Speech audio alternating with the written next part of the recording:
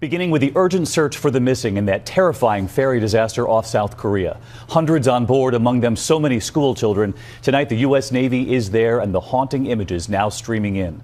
Rescuers in the water today were just part of that ship can be seen above water. There were no more rescues. And at nightfall, the ship just barely piercing the water right there. The families gathering on blankets, waiting for word, and this evening, the reality of it all just now settling in. Also new tonight, the captain, what he's now saying after we learned he was one of the first off of that ferry.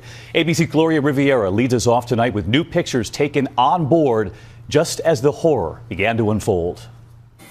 New images tonight of a world turned on its side, the critical moments after the ferry boat shifted violently.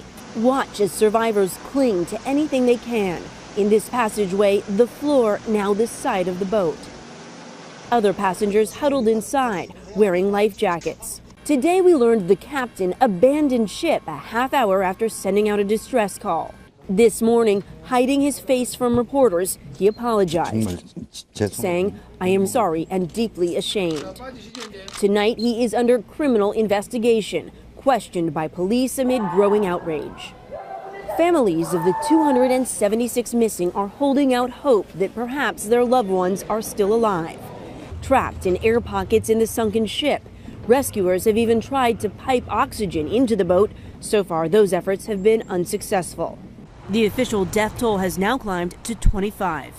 The doomed ferry was carrying almost 500 passengers, most high school students on a class trip, when the boat began to tilt. At 8:58, the distress call went out. Passengers were told to put on life jackets and stay inside.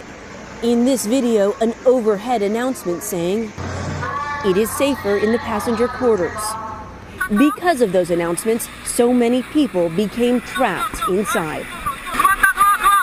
At 9:27, one worried student texts his mother, unsure if he will see her again. "I love you," he writes. 3 minutes later, the captain makes his escape in a lifeboat, one of the first off the ship. On board, a frantic battle for survival and real-life heroes. An extraordinary act of sacrifice from this young man who didn't make it off that ship. His mother hearing of his final act of generosity. His friend was crying, she says, "So I heard my son gave him his life jacket."